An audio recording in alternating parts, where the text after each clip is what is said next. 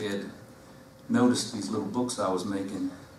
I was doing these little 8-page books at the time out of a single piece of paper. And if there's a school here, I go into schools and do programs. And Dave said to me, "You got to meet Susie Bertolo. She does the same thing." And of course, Susie was in that big famous photo with Bob Dylan. And she was a wonderful artist on her own. She had a wonderful sense of humor, and her books were just quite imaginative. And so Dave took me to her art show, and at the end of the show, he said, "Let's see what you got." And I had these books, I started doing them, and she was looking over one shoulder, and Dave was looking at the other, and they kept oohing and ahhing, and I could tell that they kind of liked what I was doing. Very simple little drawings, but I decided to get ambitious and made these little 32-page books. So that little song that you just heard, I have a book that kind of goes like this. It's 32 pages. It's an accordion book, and I saw she had all these accordions. She had an accordion book out there, but it was loose end. I sort of decided to make an actual book of it, and I made covers. And so now I have about 16 of them, and I have box sets. And a couple of people that know how to do that thing with a computer, they made videos of it. You remember the Captain Kangaroo show when he would read a book and you'd see the pictures as he read the book? That's what it's like, except it's me singing the song. So, so I have 2 new CDs back there that if you put them in your computer, you can see the video of the song. All right, this is a song about my hometown. My hometown is Bristol, Tennessee, Bristol, Virginia. When I was a kid, we used to have this thing called Governor's Day Parade. They'd have the governors of both ends of the states come and be the honored guests. And the city was divided right down the middle by this street called State Street. Brilliant, wasn't that? And right, the little yellow line, the dotted line, that was the state line. And they'd have both governors in the back seat of this convertible coming down on that line, divided by the line, so that the Tennessee governor would still be in Tennessee, and the Virginia governor would be in Virginia. And I got such a kick out of that. I thought it was amazing, near miracle thing. And after the parade was over, I'd go down there and it'd be clear for a little bit, and I'd plant one foot in Tennessee and one foot in Virginia. And I thought that was the most exciting thing that would ever happen to me in my whole life. And sadly, I was right. But when you're 19 years old, things are just exciting. Things were different. We had all white schools, all black schools. They had, and they had their own football games and so forth. And then when I was in high school, all of a sudden, they said it's time to get back together.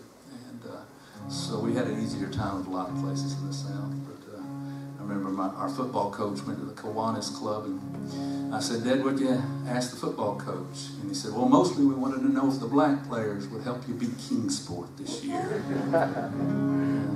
So, well, I went to a summer camp right around that time, and it was the first time at the summer camp a black kid had been let into the camp. A lot of black kids had to be that first person.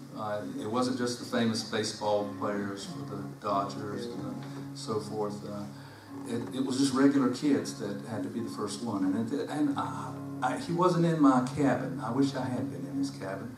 But there were others, most kids were fine with it, but there was a couple of bully guys that were just like totally, constantly talking about it and using these horrible words. And I remember on one hike, they were talking about it. And the kid wasn't even on the hike, he was just talking about it. Nobody stood up to him. Not a single person, not the counselor, not me. He just let this guy just talk on. And I regretted that I didn't stand up to it my whole life. There's this word in French, this phrase in French, what you think of that you should have said, it's like when you're going down a circular passageway, and you think, "Oh, I should have said that to him." There's a French phrase. Does somebody know that phrase? Anyway, I wish I had said to him something I'd heard my dad say, because my brother Mike was bothered by a lot of this and asked my dad about it, people using those words. And I remember my dad said, "Well, gentleman doesn't use that word."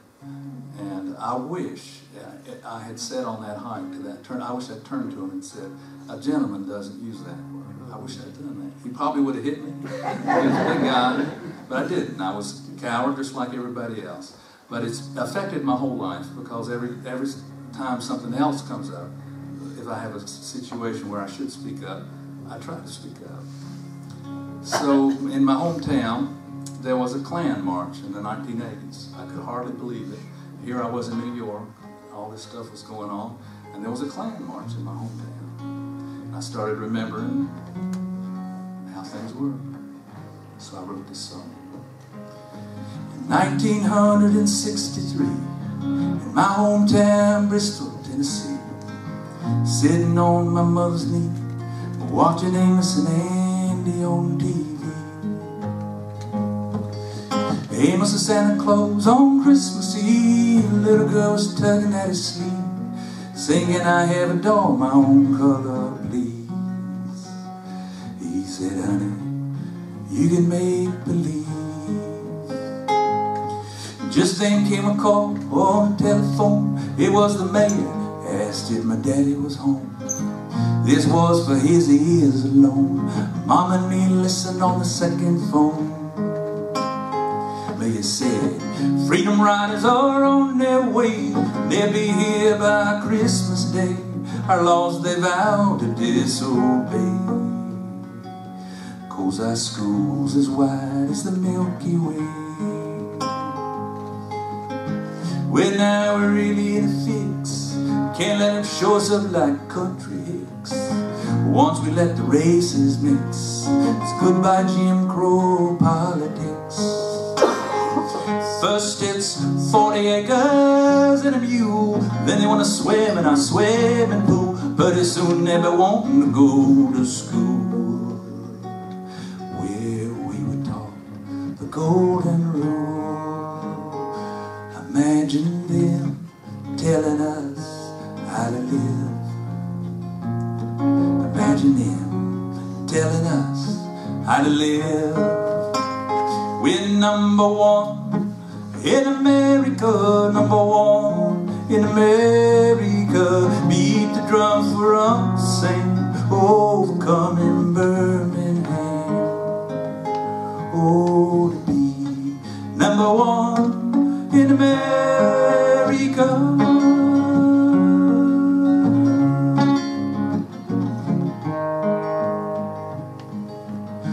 Axe handlers versus the right to vote. Oh, white jury, that's all she wrote. Back of the bus, don't rock the boat. Separate but equal by the throat. That was 20 odd years ago. Where's the change in the status quo? The freedom land is lying low. It's shackled down on a rotten road. Yeah, the Ku Klux Klan is still around, with a permit to march in my hometown, but only on Virginia's ground. The Tennessee side turned them down. Sheriff stood there with his deputies, ostensibly to keep the peace, but he made us this guarantee: by God, they'll not march on the Tennessee. Oh, the network crammers were triple cheered. We laughed and cried, we hooted and jeered. Mostly we stood there unfeared till the Ku Klux Klan disappeared. In some far-off distant dawn, when a black is president and not a pawn, will they burn crosses on the White House lawn and talk of all those days bygone.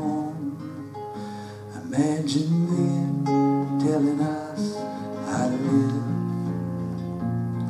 Imagine them telling us how to live. We're number one in America, number one in America. Beat the drum for us and overcome in Birmingham. Dynamite in a Baptist church. 4 teenage girls are lost in the lurch. Fire hoses in the billy clubs. Police dogs and the racist thugs. Night riders in the lynching mob. The lawmen say they're only doing their job to stay number one in America.